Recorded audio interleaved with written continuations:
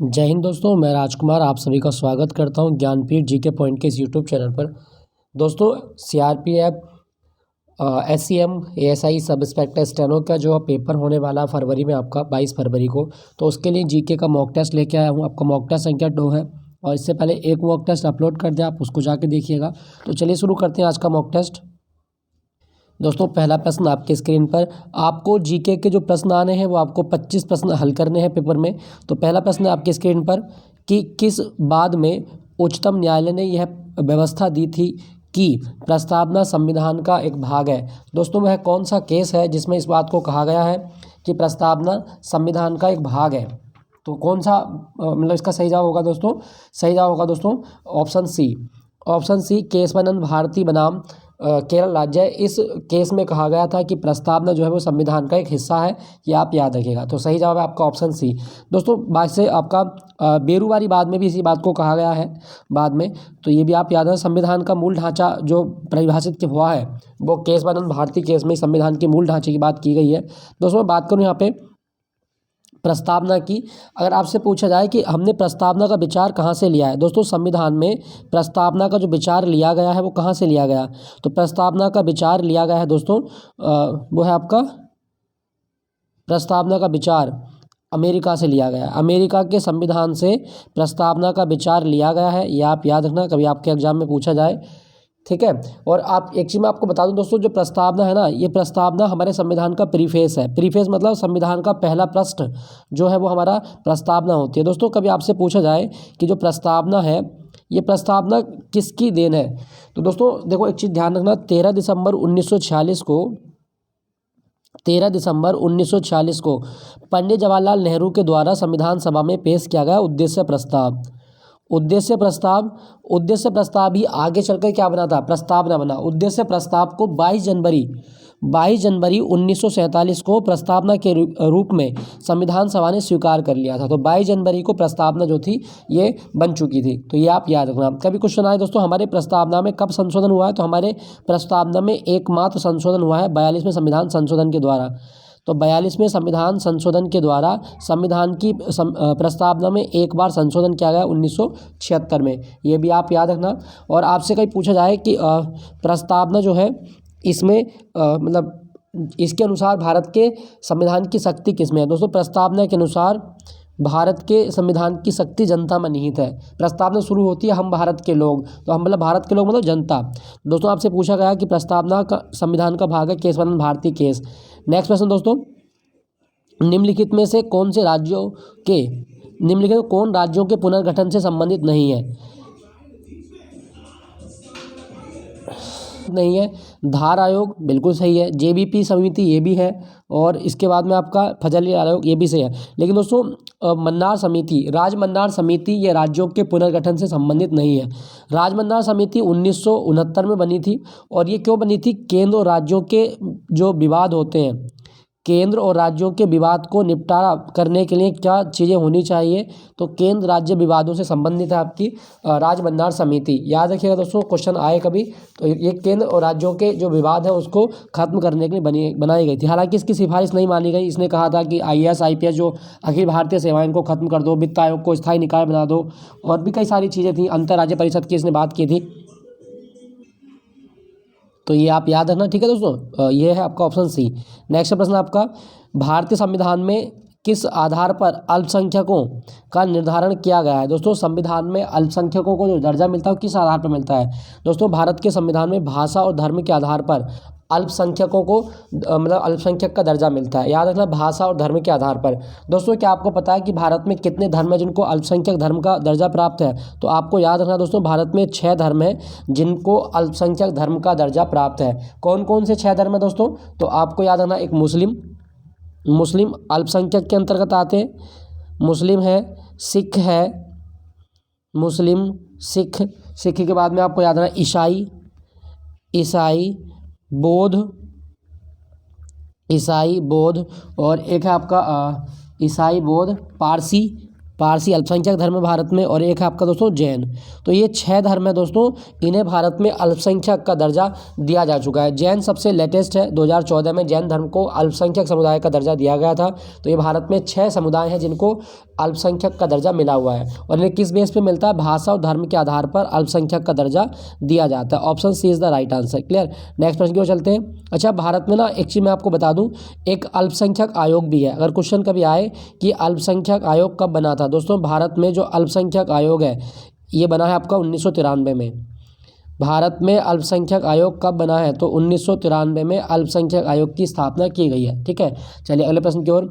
संविधान की कार्यप्रणाली की समीक्षा के लिए 11 सदस्यीय आयोग का गठन किस वर्ष और किसकी अध्यक्षता में किया गया था। दोस्तों संविधान की कार्यप्रणाली की समीक्षा के लिए जो 11 सदस्यों का आयोग बना था, इसके अध्यक्ष थे आपके न्यायमूर्ति वेंकट चलैया। ऑप्शन ए, न्यायमूर्ति वेंकट चलैया की अध्यक्षता में ये आयोग बना था, और इसका काम क्या था कि संविधान की कार्यप्रणाली की समीक्षा करना। याद रखिएगा दोस्तों, कभी क्वेश्चन आए 2000 में ये बना था।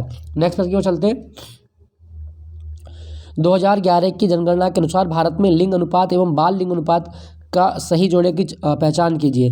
दोस्तों 2011 की जनगणना में भारत में जो लिंग अनुपात है वो है आपका 943, और बाल लिंग अनुपात कितना है आपका 919।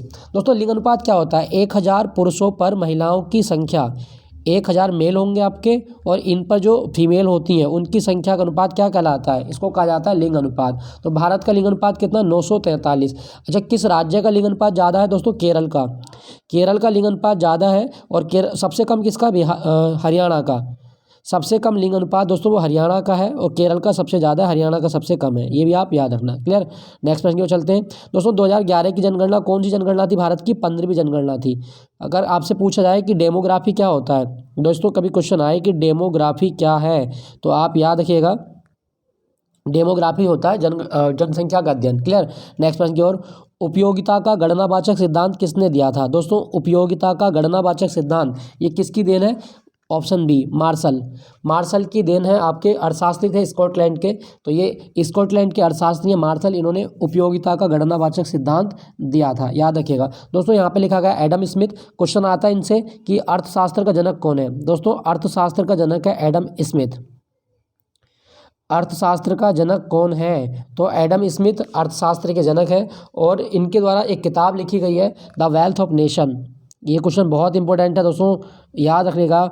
द वेल्थ ऑफ नेशन किसकी किताब है, द वेल्थ ऑफ नेशन जो किताब लिखी गई वो एडम स्मिथ के द्वारा लिखी गई है। ठीक है, तो आप याद रखिएगा। तो इसका सही जवाब क्या होगा, मार्शल ने दिया था गणनावाचक सिद्धांत। नेक्स्ट प्रश्न। कॉफ़ी की कीमत में वृद्धि से चाय की मांग पर क्या प्रभाव पड़ेगा। दोस्तों कॉफ़ी और चाय एक दूसरे के स्थानापन्न होती हैं। यदि कॉफ़ी की कीमत में आप वृद्धि कर दें तो चाय की मांग पर क्या प्रभाव पड़ेगा, चाय की मांग बढ़ जाएगी। क्यों बढ़ेगी दोस्तों, दोनों एक दूसरे के स्थानापन्न होती हैं। ऑप्शन ए, चाय की मांग बढ़ जाएगी। दोस्तों मैं बात करूँ कॉफ़ी के बारे में, अगर आपके एग्जाम में कॉफ़ी मतलब क्वेश्चन आए कि भारत में सबसे ज़्यादा कॉफ़ी कहाँ होती है, दोस्तों भारत में सबसे ज़्यादा कॉफ़ी होती है कर्नाटक में। सबसे ज़्यादा कॉफ़ी कर्नाटक में होती है। और कर्नाटक में दोस्तों जो चिकमंगलूर है या जो बाबा बुदन की पहाड़ी है, और जैसे आपका और भी है कोडागु क्षेत्र आपका, चिकमंगलूर बहुत इंपॉर्टेंट है। चिकमंगलूर में कॉफ़ी बहुत ज़्यादा होती है आपकी। तो चिकमंगलूर जो कर्नाटक में, यहाँ पे कॉफ़ी की खेती बहुत ज़्यादा की जाती है। तो आप याद रखिएगा। दोस्तों अगर आपसे पूछा जाए कि कॉफ़ी में कौन सा उत्तेजक पदार्थ होता है, तो कॉफ़ी में दोस्तों कैफ़ीन होता है। कॉफ़ी में कौन सा उत्तेजक पदार्थ है, कैफ़ीन होता है। अच्छा, कॉफ़ी किस भाग से प्राप्त होती है दोस्तों, तो आपको याद है ना, कॉफ़ी जो होती है वो बीज से प्राप्त होती है। कॉफ़ी बीज से प्राप्त होती है, कभी क्वेश्चन आपसे पूछ ले। और भारत में कौन सी किस्म की कॉफ़ी सबसे ज़्यादा, अरेबिका। भारत में सबसे ज़्यादा जो कॉफ़ी मिलती है दोस्तों वो अरेबिका मिलती है। पश्चिमी घाट पर सबसे ज़्यादा कॉफ़ी की खेती होती है, मतलब उष्णकटिबंधीय फसल है एक तरीके से कह सकते हैं, है ना, पेय पदार्थ की फसल है तो कॉफ़ी। दोस्तों मैं आपको एक चीज़ बता दूँ कि आपको पता है कि भारत में कॉफ़ी बोर्ड कहाँ पर है। क्या आपको पता है कि भारत में कॉफ़ी बोर्ड का मुख्यालय कहाँ पर है, तो आपको याद रखना बेंगलोर में। कॉफ़ी बोर्ड का मुख्यालय बेंगलोर में है, और इसकी स्थापना कब हुई थी, 1942 में बना था कॉफ़ी बोर्ड। ठीक, ये आप याद रखिएगा। दोस्तों मैं चाय की बात करूँ तो भारत में सबसे ज़्यादा चाय कहाँ होती है, दोस्तों चाय होती है आपकी असम में। चाय सबसे ज़्यादा जो होती है वो असम में होती है। और चाय की खेती के लिए सबसे अच्छी मिट्टी होती है लैटेराइट मिट्टी। अम्लीय होती है ये मिट्टी, तो ये आप याद रखिएगा। सबसे ज़्यादा चाय के असम में होती है। और चाय के बारे में एक चीज़ और याद रखना दोस्तों, चाय दिवस कब होता है? 21 मई को चाय दिवस मनाया जाता है। चाय बोर्ड का मुख्यालय कहाँ पर है? ये बहुत इंपॉर्टेंट क्वेश्चन है। चाय बोर्ड का मुख्यालय दोस्तों, चाय बोर्ड का मुख्यालय कलकत्ता में है। चाय बोर्ड का मुख्यालय कहाँ पर है? कलकत्ता में है, ये भी आप याद रखिएगा। क्लियर? अच्छा दोस्तों, दुनिया में सबसे ज़्यादा कॉफ़ी कहाँ होती है अगर आपसे पूछे तो ब्राज़ील। ब्राज़ील में दुनिया में सबसे ज़्यादा कॉफ़ी होती है, आप याद रखिएगा, ब्राज़ील। और ब्राज़ील में तो एक बंदरगाह भी है, सेंटोस। सेंटोस को दुनिया का कॉफ़ी बंदरगाह कहा जाता है। कॉफ़ी का बंदरगाह कौन सा है? सेंटोस, ब्राज़ील वाला। तो कॉफ़ी की कीमत बढ़ने पर चाय की मांग बढ़ जाएगी, क्योंकि स्थानापन्न होती है। नेक्स्ट प्रश्न, भारतीय रिजर्व बैंक में छोटे किसानों को किस रूप में परिभाषित किया गया है? दोस्तों छोटे किसान क्या हैं? दोस्तों रिजर्व बैंक के अनुसार भारत में जो छोटे किसान हैं उनका मतलब है कि ऐसे किसान जिनके पास 1 हेक्टेयर से अधिक और 2 हेक्टेयर से कम भूमि होती है, उनको कहा जाता है छोटे किसान। जो लघु किसान है वो 1 हेक्टेयर से अधिक और 2 हेक्टेयर से कम भूमि वाले होते हैं। यदि आपके पास 1 हेक्टेयर से कम भूमि है तो आप सीमांत किसान हैं। क्या है आप? सीमांत किसान जो होते हैं वो 1 हेक्टेयर से कम भूमि वाले किसान होते हैं। तो ये भी आप याद रखना, अगर आप सीमांत किसान हैं तो 1 हेक्टेयर से कम भूमि आपको आपके पास में होगी। क्लियर? और दोस्तों यदि आपके पास 2 हेक्टेयर से ज़्यादा है तब क्या होगा? मतलब ऑप्शन सी में लिखा गया 2 हेक्टेयर ज़्यादा, तो आप बृहद किसान हैं, बड़े किसान हैं आप। 2 हेक्टेयर से ज़्यादा है तो आप बृहद किसान हैं, ये भी आप याद रखिएगा। दोस्तों बात करूं किसान की, अगर क्वेश्चन आए कि भारत में किसान दिवस कब होता है, तो दोस्तों भारत में 23 दिसंबर को किसान दिवस मनाया जाता है। 23 दिसंबर को किसान दिवस मनाया जाता है, आप याद रखिएगा। 23 दिसंबर राष्ट्रीय किसान दिवस किसकी जयंती होती है? तो भारत के प्रधानमंत्री थे चौधरी चरण सिंह। चौधरी चरण सिंह की जयंती राष्ट्रीय किसान दिवस के रूप में मनाई जाती है 23 दिसंबर को, याद रखना। ठीक है दोस्तों। दोस्तों लिखा गया रिजर्व बैंक। रिजर्व बैंक कब बना था? 1 अप्रैल 1935 को रिजर्व बैंक बना था। भारत का रिजर्व बैंक 1 अप्रैल 1935 को बना और 1 जनवरी 1949 को इसका राष्ट्रीयकरण किया गया था। 1 जनवरी 1949 को इसका राष्ट्रीयकरण हुआ, आप याद रखना। क्लियर? तो चलिए अगले प्रश्न की ओर चलते हैं। आपसे पूछा गया था छोटे किसान क्या होते हैं? ऐसे किसान जिनके पास 1 हेक्टेयर से और 2 हेक्टेयर 1 हेक्टेयर से अधिक और 2 हेक्टेयर से कम भूमि है। नेक्स्ट आपका, एक अंतरिक्ष यात्री पृथ्वी की तल की तुलना में चंद्रमा पर अधिक ऊंची छलांग लगा सकता है, क्यों? दोस्तों क्या कारण है कि आप पृथ्वी की तुलना में ज़्यादा ऊंचा उछल सकते हैं चंद्रमा पर? तो दोस्तों इसका मान है मतलब है ग्रेविटी। ग्रेविटी की तुलना है आपकी। तो चंद्रमा पर गुरुत्वाकर्षण बल पृथ्वी की तुलना में अत्यंत अल्प होता है। गुरुत्वाकर्षण बल कम होने के कारण ही आप चंद्रमा पर ज़्यादा उछल सकते हो पृथ्वी की तुलना में, आप याद रखिएगा। दोस्तों कभी क्वेश्चन आए कि चंद्रमा कितने दिन में पृथ्वी का एक चक्कर लगाता है, तो 27 दिन में। चंद्रमा एक चक्कर कितने दिन में लगाता है? 27 दिन में लगाता है। और चंद्रमा का प्रकाश 1 मिनट 33 सेकंड में धरती पर आ जाता है, याद रखना। इसके बारे में पूछ लेता है आपके एग्जाम में। ठीक है दोस्तों, क्या आपको पता है कि भारत ने अपना पहला चंद्र मिशन किया था उसका वो कब किया था? तो आप याद रखना, भारत ने चंद्रयान प्रथम लॉन्च किया था 2008 में। चंद्रयान प्रथम 2008 में लॉन्च किया गया था, ये भी आप याद रखिएगा। चलिए क्वेश्चन संख्या 10 की ओर चलते हैं। है आपका, इसमें कहा गया है कि डॉक्टर सीवी रमन को उनके किस कार्य के लिए नोबेल मिला था? दोस्तों डॉक्टर सीवी रमन को फिजिक्स का नोबेल मिला था 1930 में। तो किस कार्य के लिए मिला? दोस्तों प्रकाश के प्रकीर्णन के अध्ययन के लिए वर्ष 1930 में सीवी रमन को क्या मिला था? मतलब नोबेल पुरस्कार मिला था। कौन से क्षेत्र का मिला था? तो भौतिकी का, फिजिक्स का नोबेल मिला था। सन जरूर याद रखना इसकी, 1930 में मिला था। किसके लिए? प्रकाश के प्रकीर्णन के लिए। दोस्तों मैं बात करूं डॉक्टर सीवी रमन की, डॉक्टर सीवी रमन ने 28 फरवरी को रमन प्रभाव की खोज की थी। रमन प्रभाव यही है, प्रकाश का प्रकीर्णन। और भारत में 28 फरवरी को मनाया जाता है राष्ट्रीय विज्ञान दिवस। राष्ट्रीय विज्ञान दिवस कब मनाया जाता है दोस्तों? 28 फरवरी को भारत में राष्ट्रीय विज्ञान दिवस मनाया जाता है, याद रखिएगा। आपसे पूछा जाता है तो राष्ट्रीय विज्ञान दिवस 28 फरवरी को मनाया जाता है। क्लियर? अच्छा दोस्तों यहाँ पे मैं आपको बता दूँ, यहाँ पे लिखा गया प्रकाश की गति। प्रकाश की गति कितनी होती है? 3 × 10⁵ किलोमीटर प्रति सेकंड। 3 × 10⁵ किलोमीटर प्रति सेकंड ये प्रकाश की गति होती है। ठीक है, और प्रकाश की गति किसने मापी थी? रोमर ने मापी थी, रोमर। क्लियर? नेक्स्ट प्रश्न की ओर चलते हैं। तो ये आप याद रखना, इसका सही जवाब क्या होगा? Option B. रडार का उपयोग किस लिए किया जाता है? दोस्तों रडार का उपयोग क्यों होता है हमें बताना है। तो इसका सही जवाब क्या होगा दोस्तों? रडार एक ऐसी प्रणाली है जो हम मतलब सैटेलाइट के थ्रू, अपना जो कम्युनिकेशन सैटेलाइट है उसके द्वारा हमारे हवाई क्षेत्र में उड़ने वाले जो हवाई जहाज हैं उनको हम पता कर सकते हैं, उनकी लोकेशन को ट्रैक कर सकते हैं। तो रडार का प्रयोग जहाज़ों वायुयानों आदि को ढूंढने एवं दिशा निर्देश देने के लिए किया जाता है। तो सही होगा आपका ऑप्शन बी। याद रखिएगा दोस्तों यहाँ पे लिखा गया आपका सौर विकिरण, मतलब सौर विकिरण सूर्य का प्रकाश। क्वेश्चन कभी आए कि सूर्य का प्रकाश धरती पर कितने समय में आ जाता है? दोस्तों 8 मिनट 20 सेकंड में धरती पर सूर्य का प्रकाश आ जाता है। याद रखिएगा सौर विकिरण कितने टाइम में आती है? 8 मिनट 20 सेकंड में। क्लियर दोस्तों, यहाँ पे लिखा गया ग्रह। हमारे सौरमंडल में कितने ग्रह हैं वर्तमान में? तो 8 ग्रह हैं। सबसे बड़ा ग्रह बृहस्पति है और सबसे छोटा बुध है। एरिया वाइज बता रहा हूँ। उसके बाद में यहाँ पे लिखा है भूकंप की तीव्रता। दोस्तों भूकंप की तीव्रता किस में मापते हैं हम? भूकंप की तीव्रता एक स्केल पर मापते हैं, वो है आपका रिक्टर स्केल। तो रिक्टर स्केल भूकंप की तीव्रता मापता है और रिक्टर स्केल जो होता है वो क्या बनाता है? सिस्मोग्राफ बनाता है। रिक्टर स्केल सिस्मोग्राफ बनाता है, भूकंप की तीव्रता मापते हैं। भूकंप का अध्ययन भी आप याद है सिस्मोलॉजी। क्वेश्चन आए कभी एग्जाम में कि सिस्मोलॉजी क्या है? दोस्तों भूकंप का अध्ययन सिस्मोलॉजी कहलाता है। याद रखिएगा। क्लियर। तो आपसे पूछा गया था कि रडार का उपयोग क्यों होता है? दोस्तों रडार का उपयोग किया जाता है जहाज़ों और वायुयान का पता लगाने के लिए। नेक्स्ट प्रश्न आपका, रेटिना पर कैसा प्रतिबिंब बनता है? दोस्तों मानव के रेटिना पर प्रतिबिंब हमेशा उल्टा होगा और वास्तविक होता है। तो इसका सही जवाब क्या होगा दोस्तों? मानव पर मतलब उल्टा प्रतिबिंब बनेगा और छोटा प्रतिबिंब, लेकिन वास्तविक होता है, इतना जरूर ध्यान रखिएगा। मानव की रेटिना पर सब जो प्रतिबिंब बनेगा हमेशा उल्टा होता है और वास्तविक होगा छोटा होता है। क्लियर दोस्तों, बात हो रही है रेटिना की, आपसे मतलब आँख की बात हो रही है। यदि क्वेश्चन कभी आए कि हमारी आँख जो होती है वो कितने मेगापिक्सल की होती है? दोस्तों मनुष्य की आँख 576 मेगापिक्सल की होती है। 576 मेगापिक्सल की होती है मनुष्य की आँख, ये भी आप याद रखिएगा। क्लियर। चलिए अगले प्रश्न की ओर चलते हैं। पानी की बूंदें किसकी भांति प्रतीत होती हैं? पानी की बूंदें किसकी भांति प्रतीत होती है, ये हमें बताना है। दोस्तों पानी की बूंद जो व्यवहार करती है ना, वो एक अवतल लेंस की भांति व्यवहार करती है। अवतल लेंस, याद रखिएगा दोस्तों, अवतल लेंस की भांति। दोस्तों कभी आप डेंटिस्ट में गए होंगे, दांतों का डॉक्टर जो होता है, तो दांत के डॉक्टर के पास कौन सा लेंस होता है? अगर आपसे पूछे तो याद रखिएगा दांत के डॉक्टर के पास अवतल लेंस होता है। ठीक है। अच्छा, लेंस और दर्पण में क्या फ़र्क है?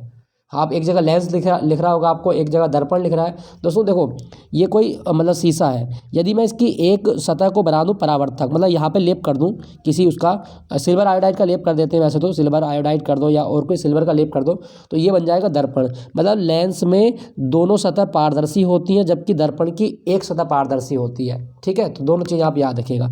तो दोस्तों यहाँ पे लिखा गया आपका अवतल दर्पण। अवतल दर्पण, एक क्वेश्चन आएगा कि गाड़ियों की जो हेडलाइट होती है, गाड़ियों की हेडलाइट में कौन से दर्पण का प्रयोग किया जाता है? मतलब गाड़ी, सॉरी दर्पण नहीं, लेंस, मैंने गलत बता दिया, ये लेंस सही है, मतलब यहाँ इसको काट दो। अवतल लेंस का प्रयोग गाड़ियों की हेडलाइट में भी किया जाता है, ये भी आप याद रखिएगा। ठीक है दोस्तों, कभी क्वेश्चन आए कि जो ड्राइवर की सीट के पास शीशा होता है वो क्या होता है? दोस्तों ड्राइवर की सीट के पास जो शीशा लगा होता है वो होता है आपके उत्तल दर्पण। ड्राइवर की सीट के पास उत्तल दर्पण लगा होता है, आप याद रखिएगा। क्लियर। तो आपसे पूछा गया था कि पानी की बूंदें ये अवतल लेंस की भांति व्यवहार करती हैं। नेक्स्ट प्रश्न आपसे, मानव शरीर का प्रतिरोध जब मानव मतलब गीला होने पर कितना होता है? दोस्तों मानव शरीर का प्रतिरोध जो होता है गीला होने पर होता है आपका 10⁻6 डिग्री ओम। 10⁻6 ओम होता है, ये आप याद रखना। 10⁻6 ओम मानव शरीर का प्रतिरोध होता है। क्वेश्चन आ सकता है तो आप इसको याद रखिएगा। दोस्तों मैं बता दूं मानव शरीर का ताप, क्वेश्चन आता कई बार, मानव शरीर का ताप क्या होता है? तो दोस्तों मानव शरीर का ताप 3 तरह से आपसे पूछेगा। मानव शरीर का ताप, दोस्तों यदि पूछे कि डिग्री सेल्सियस में कितना होता है, तो मानव शरीर का ताप डिग्री सेल्सियस होता है 37 डिग्री सेल्सियस। केल्विन में कितना होता है? तो 310 केल्विन। और फ़ारेनहाइट में कितना होता है? 98.6 डिग्री फ़ारेनहाइट। तो ये तीनों बिंदु आपको याद रखने हैं। मानव शरीर का तापमान कितना कितना होता है? सेल्सियस में 37 डिग्री सेल्सियस, केल्विन में 310 और फ़ारेनहाइट में 98.6 डिग्री फ़ारेनहाइट। याद रखिएगा दोस्तों। क्लियर। नेक्स्ट प्रश्न की ओर चलते हैं। किस अम्ल का प्रयोग फोटोग्राफी में होता है? दोस्तों कौन सा अम्ल है जिसका प्रयोग फोटोग्राफी में किया जाता है? सही जवाब होगा आपका ऑप्शन बी, ऑक्सैलिक अम्ल का प्रयोग फोटोग्राफी में किया जाता है। दोस्तों कभी क्वेश्चन आए कि जो टमाटर या पालक होता है इसमें कौन सा अम्ल होता है? तो टमाटर और पालक में ऑक्सैलिक अम्ल पाया जाता है। टमाटर और पालक में ऑक्सैलिक अम्ल पाया जाता है।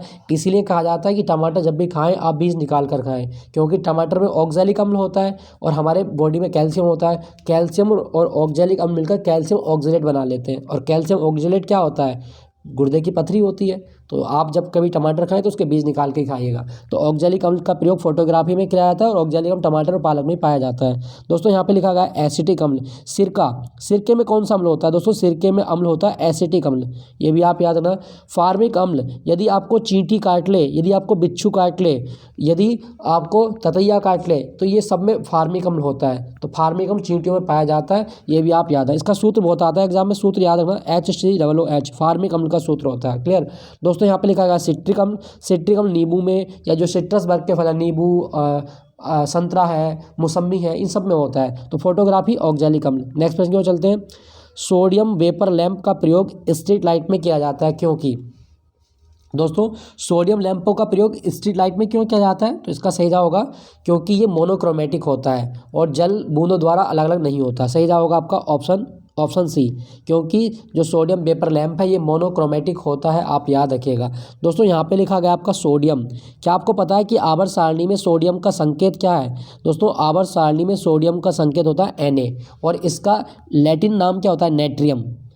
लैटिन नाम क्या होता है इसका? तो लैटिन भाषा में इसका नाम होता है नेट्रियम। नेट्रियम को ही सोडियम बोलते हैं। और सोडियम को ना मिट्टी के तेल में रखा जाता है। कभी क्वेश्चन आए कि सोडियम को किस में रखते हैं? मिट्टी के तेल में। क्यों रखते हैं?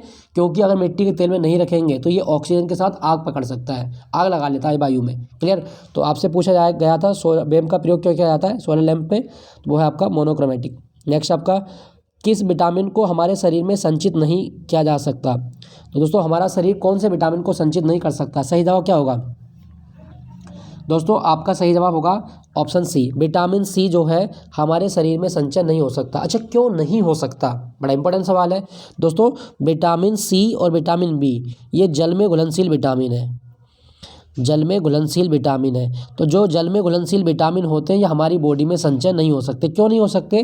क्योंकि ये हमारे पेशाब के रास्ते पानी में घुलकर बाहर निकल जाते हैं।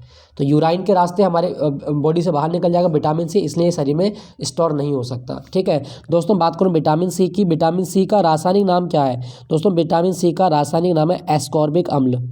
एस्कॉर्बिक एसिड इसे कहा जाता है। और विटामिन सी की यदि आपकी बॉडी में कमी हो गई तो आपको एक रोग हो जाएगा, स्कर्वी रोग। और स्कर्वी रोग में क्या होता है कि आपके जो मसूड़े होते हैं उनसे खून आने लगता है, आपके होंठ फटने लगेंगे, आपके मसूड़े मतलब सूजने लगेंगे। तो ये स्कर्वी रोग होता है, विटामिन सी की कमी से होता है, याद रखना। दोस्तों विटामिन ए, इसकी कमी से रतौंधी होता है। और विटामिन ए का नाम है रेटिनॉल। रेटिनॉल हमारी आँखों के लिए बहुत अच्छा होता है विटामिन ए, ये भी आप याद रखना।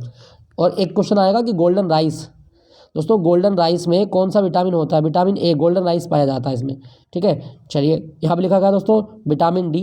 कैल्शियम की मात्रा बहुत ज़्यादा होती है। सूर्य की रोशनी से जो विटामिन हमारे शरीर में एक्टिव हो जाता है वो विटामिन डी है आपका, ये भी आप याद रखना।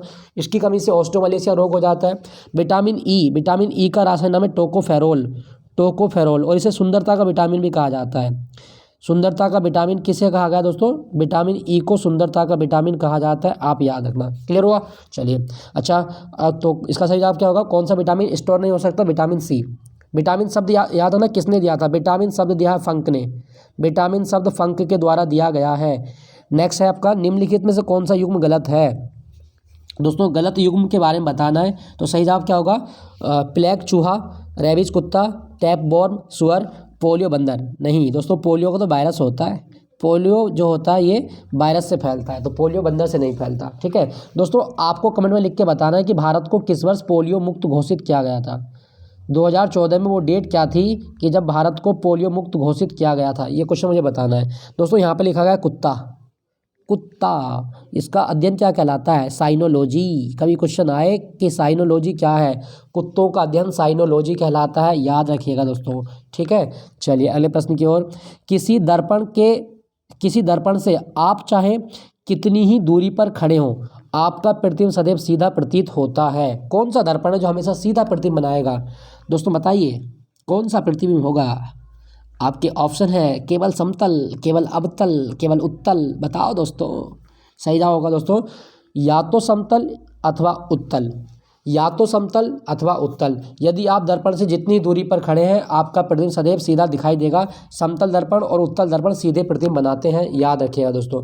आपके घर में जो मतलब शीशा लगा हुआ है वो समतल दर्पण होता है, जो जिसमें आप अपने मुंह को बार बार निहारते हैं जाके, वो समतल दर्पण है, याद रखिएगा दोस्तों। क्वेश्चन आए तो आप इसको याद रखें। क्लियर? नेक्स्ट प्रश्न की ओर। खाना बनाते समय यदि बर्तन की तली बाहर से काली हो रही है तो क्या होगा? यदि बर्तन की तली बाहर से काली हो रही है तो उसने क्रीम नहीं लगाई है, यही का मतलब होगा।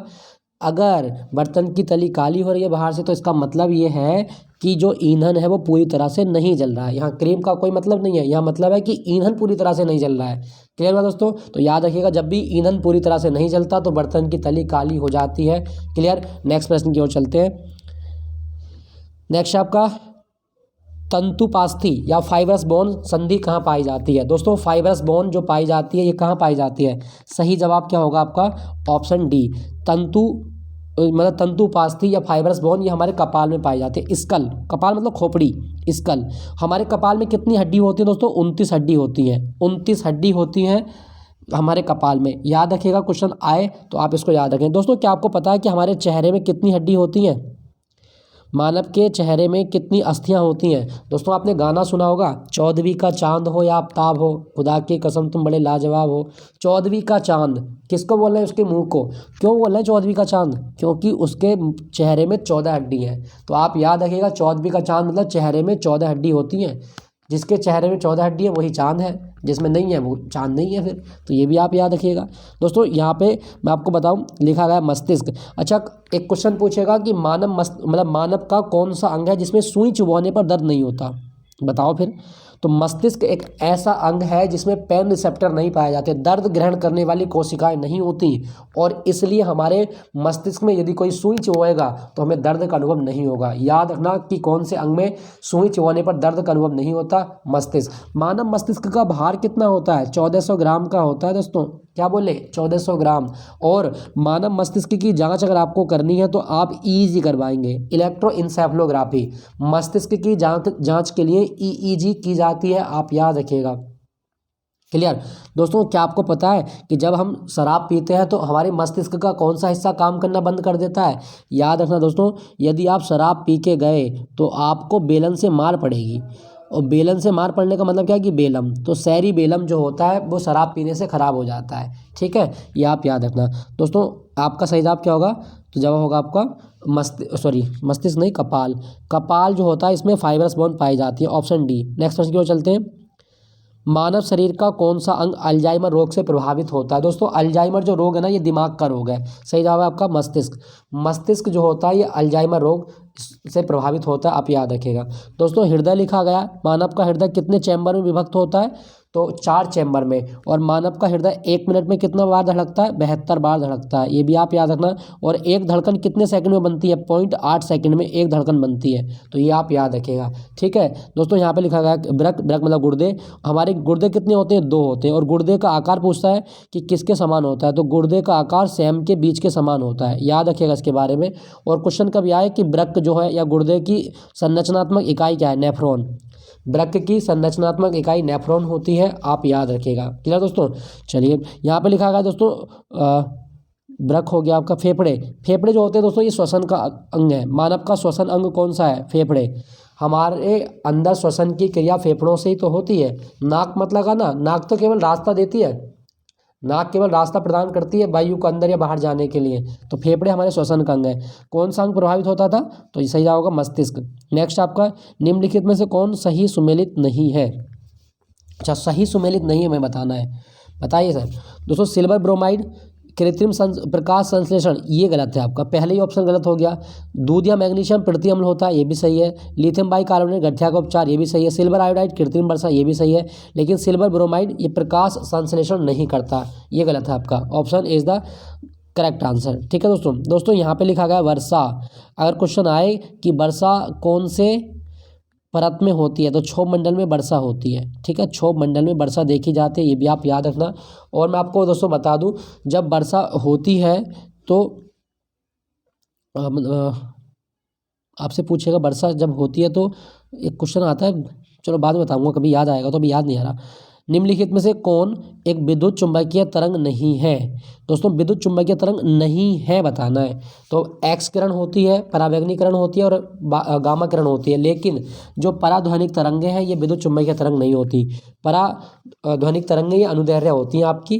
ठीक है दोस्तों। पराश्रव्य तरंगें, पराश्रव्य तरंगें वे तरंगें होती है जिनकी आवृत्ति 20,000 हर्ट्ज से ज़्यादा होती है। तो 20,000 हर्ट्ज से ज़्यादा आवृत्ति वाली तरंगों को पराश्रव्य तरंगें कहा जाता है, याद रखिएगा दोस्तों। नेक्स्ट प्रश्न है आपका, समुद्री वातावरण में मुख्य प्राथमिक उत्पादक क्या होते हैं? दोस्तों समुद्री वातावरण में मुख्य उत्पादक होते हैं आपके, वो कौन होते हैं? तो इसका सही जवाब क्या होगा दोस्तों? समुद्री वातावरण में मुख्य प्राथमिक उत्पादक क्या होते हैं? सही जवाब होगा फाइटोप्लैंक्टन। फाइटोप्लैंक्टन्स जो होते हैं वो समुद्री वातावरण में प्राथमिक उत्पादक होते हैं, याद रखिएगा। सही जवाब है ऑप्शन ए। दोस्तों यहाँ पे लिखा गया आपका ब्रायोफाइट, नीचे आप ऑप्शन डी में देख रहे होंगे ब्रायोफाइट। तो ब्रायोफाइट क्या होता है? कभी क्वेश्चन आए दोस्तों, पादप जगत का उभयचर किसे कहा जाता है? पादप जगत का उभयचर किसे कहा गया है? दोस्तों पादप जगत का उभयचर कहा जाता है आपका ब्रायोफाइट को। ऐसे पौधे होते हैं दोस्तों ये जो जल और थल दोनों में रहते हैं, ठीक है। तो दोस्तों ये था आज का मॉक टेस्ट। आई होप ये मॉक टेस्ट आपको अच्छा लगा होगा। अच्छा लगे तो कमेंट में जरूर लिख के बताइएगा ये सीरीज़ कैसी आपको लग रही है, इसको कंटिन्यू रखना है या नहीं रखना है। और आपसे रिक्वेस्ट है कि अपने दोस्तों के साथ में शेयर जरूर कीजिएगा। और सीआरपीएफ का एग्ज़ाम दोस्तों आपका 22 फरवरी को है, और ये जो जीएस की सीरीज़ है ये आपकी 22 फरवरी से लेकर 28 फरवरी तक मैं इसको कंटिन्यू रखूँगा। तो चलिए मिलता हूँ आपको अगले मॉक टेस्ट के साथ। Thank you for watching Jnanpith GK point.